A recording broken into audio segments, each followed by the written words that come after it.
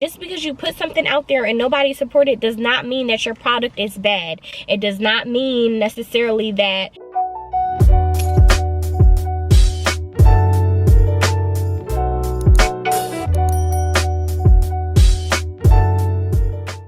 hey y'all, welcome back to the channel. Obviously I'm in my car, so we're doing a car talk. I have some little bites. This has been my like quarantine snack of choice.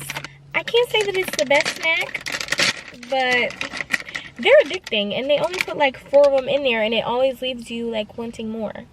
I just wanted to come on and give you guys a little chit chat on some things that you should know about entrepreneurship. Just to give you guys some background, I started my journey back in 2014 as an inspirational blogger. I was just writing blogs and I was sharing things about purpose and comfort zones and fear, all these things that God had been downloading into me in the midst of finding myself. And with time I came out with like some shirts, and then in 2017 the She Who Was Called mobile app was produced. It's hot. I don't know if I can do this in my car. It's definitely been a journey. I think a lot of people need to like fully understand, because I think people know obviously that things don't happen overnight. Of course, some people go viral overnight, but that don't mean their bank account went viral overnight. But entrepreneurship really requires a level of patience and trusting the journey that a lot of people can't endure, and I think that's what separates a lot of people from actually like operating in their calling and their destiny and the purpose that God has made for them, and those people who quit and they settle and they go the comfort route. And don't get me wrong, entrepreneurship is not for everyone, but there are some people who are called to entrepreneurship and they just don't have the patience in them. They don't have the work ethic, the ability to like go through all of the seasons and the trials and the ups and downs that come along with entrepreneurship. But it does not happen overnight. Like I said, I was a blogger in 2014. I didn't even know what the process was going to be in the very beginning. And I think that a lot of people just get frustrated when they don't see the growth and they don't see the results that they want.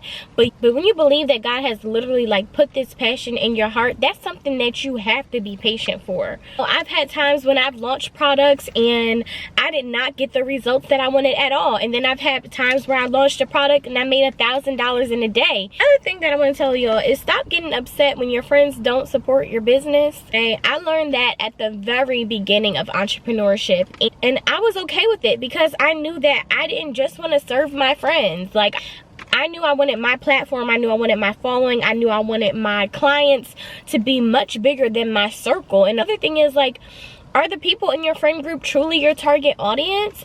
So it's like, don't get upset when your family and your friends don't support you. Half the time, they don't really understand what it is that you do anyway. My mom still be trying to understand what I do, okay? But she's getting better. I've been showing her more ways that she can support me. But half the time, they don't understand. And a lot of the times, people just aren't going to support you until they see things taking off, and that's okay. But don't get upset when, you know, your friends aren't supporting you, because at the end of the day, you want your brand and you want what you're building to be much bigger than your friend group. Try not to take that personal.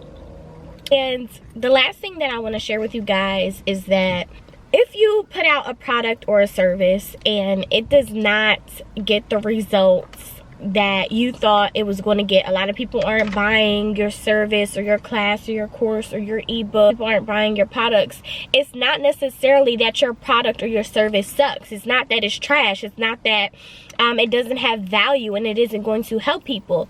But maybe it's the fact that you need to change the marketing. You need to change the name of the product. You need to change how you marketed the product. You need to change the image, or the font, something to make it more appealing.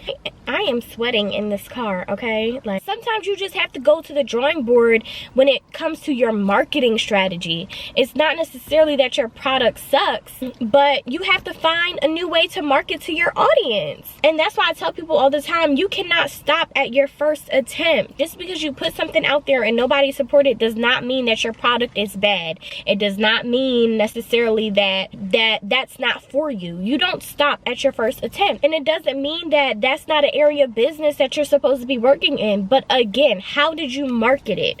Do you need to go back and change the wording? Do you need to change the name of the product or the service? Did you utilize your email list? Did you utilize all social medias? Like, there's so many things that go into a good launch, and you can't just stop when people don't support. You can't assume that your product sucks and nobody's gonna buy it if you really just need to change the marketing strategy. I'm gonna be so mad if I look sweaty in this video, y'all. When I tell y'all I am sweating, I'm going back in the house. Nope. All in all, it takes time. We're talking about building businesses that you want to have longevity, that something of legacy that you want to leave for your children, something that you want to be able to have your sole source of income as. That takes time to build, right? Being an entrepreneur, you have to be very cutthroat. You have to be able to be honest with yourself. You have to be able to encourage yourself. You have to be able to know that although it didn't go the way that you wanted it to go, that does not mean that you're not dope and you're not talented, and that doesn't mean that you're not called to that. It just means that maybe something needs to switch up, or maybe it means that that product is going to flourish in another season. That's why it's so important to really include God in business and have business meetings with God, because He will give you the strategy. He will give you the way to go. But seriously, it's important to fast for your business. It's important to pray over your business. It's important to ask God, like, hey, you gave me this. What do you want me to do? How is this going to be successful? What's the marketing strategy? Like, when I tell y'all, He will literally give you the plans, but that's if you keep Him in the middle of it. So I really just want you guys to know that. I want you guys to not take it so personal when friends and family don't support your business, because honestly, they don't have to. It's nice if they do, but you want to reach more than your friends and your family. So just try not to take that personal. And I see a spider. It's time to go, y'all. It is time to go. Oh my gosh. So don't just automatically throw the product or the service away. Go back to the drawing board and figure out if there's another way that you can market it, if you need to change the name, if there's anything that you can do to make it more appealing, if you are using the right words, and if you're really making people feel like this is a product or a service that they absolutely need. So there's a lot of things that go into that, but I wanted to just share those quick 3 things with you guys. I hope you enjoyed this video, and I'll see you guys in my next one.